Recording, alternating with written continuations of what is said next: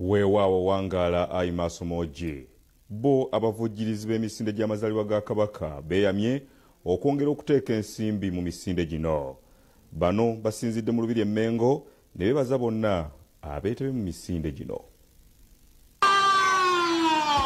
Oluguudo lwa Kabaka njagala lukwatiridde Namungi w'omuntu wakati mu kudduka emisinde gy'amazaalibwa ga Ssaabasajja Kabaka.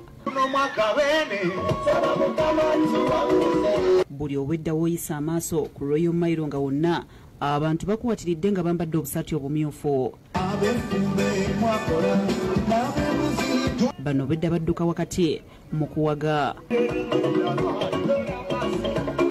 Katikkiro Mayiga alambudde emidaala gy'abannamikago ab'enjawulo okubadde aba Airtel, Vision Group, I&M Bank, UNAIDS, ab'ekitongole ky'Obwakabaka okuli ne Buganda Royal Institute. Michael Mukasa Sebowa ku Vision Group yeebazizza Obwakabaka olw'enteekateeka ennungi eri abantu. Naawe ensonga lwaki Vision Group yasalawo okwegatta mu nteekateeka ez'Obwakabaka. Kubanga yesirimu atuzizza nnyo emabega singa tumulwanyisa naggwawo abantu babeera n'emibiri emiramu ne tukendeeza ssente zisaasaanya ku bulwadde ffenna tujasobola okugenda mu maaso.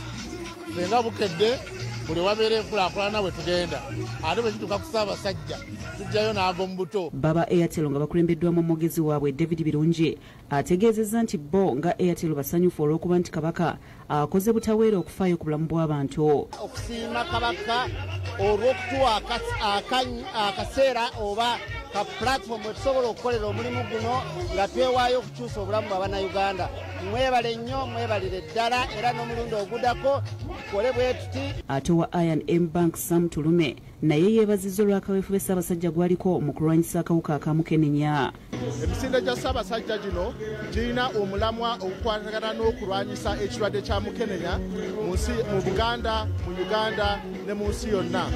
Kale ffe nga ba I&M Bank twegasse wamu n'Obwakabaka bwa Buganda okulaba nti tulwanyisa ekirwadde kino. Ssentebe w'emisinde gya Kabaka Dr. Twaha Kawase yeebazizza abaddusi abawezezza emitwalo 10 era n'asuubiza nti enteekateeka nga zino za kugenda mu maaso wakati mu nkolagana abantu gye balina n'Obwakabaka.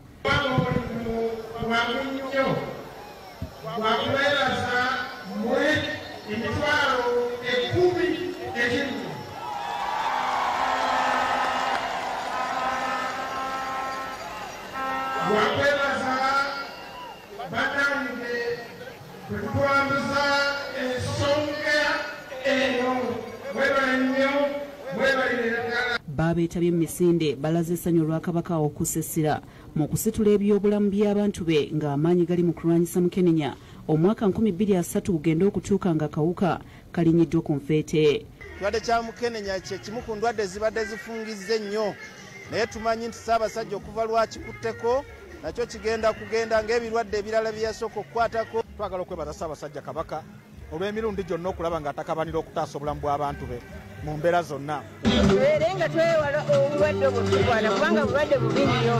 IHK, Ruby Hospital, Lubaga Hospital, Henrob Hospital. Omuntu yenna agomba ofunye akawuka eyo si enkomerera y'ensi wabula nira eddagala ate watanabakafuna weekuume.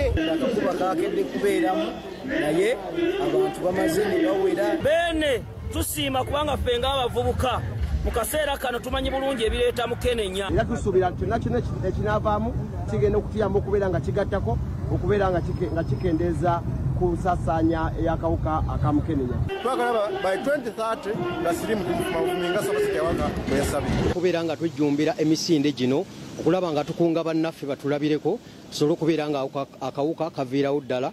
Abayimbi ab'enjawulo okubadde Misa Kisemakula, Mathias Walkaga n'abalala basanyusizza abantu.